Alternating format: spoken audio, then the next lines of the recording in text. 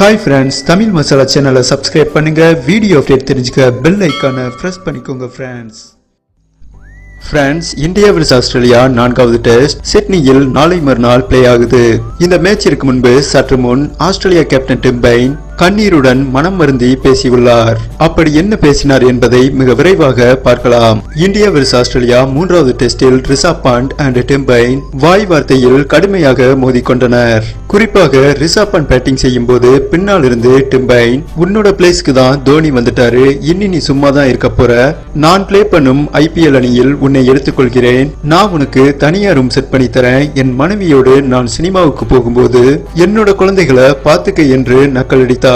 Dim பெயினின் இந்த பேச்சிற்கு பதிலடி கொடுக்கும் விதமாக நேற்று காலை ரிஷப் பண்ட் டிம் பெயின் வீட்டிற்கே சென்று டிம் பெயின் மனைவியிடம், உங்க சில்ட்ரனை உங்க ஹஸ்பண்ட் என்ன பாத்துக்கிற சொன்னாரு என்று டிம் பெயின் குழந்தைகளுடன் ½ an hour டைம் ஸ்பெண்ட் பண்ணிருக்காரு ரிஷப் பண்ட். ரிஷப் பண்டின் இந்த பெருந்தன்மையை பாராட்டாமல் டிம் பெயின் தனது குழந்தைகளுடன் இருந்த ரிஷப் பண்ட் போட்டோவை சோசியல் மீடியாவில் வெளியிட்டு, நான் ரிஷப் பண்டிடம் சொன்னதை செய்துவிட்டேன் என்று மீண்டும் இந்திய ஃபேன்ஸ் மற்றும் ரிஷப் பண்டை சீண்டியுள்ளார். சற்று முன் கிடைத்த அப்டேட், டிம் பெயின் தான் இந்த போட்டோவை வெளியிட்டுள்ளார் என்று ஒரு தகவல் கிடைச்சிருக்கு.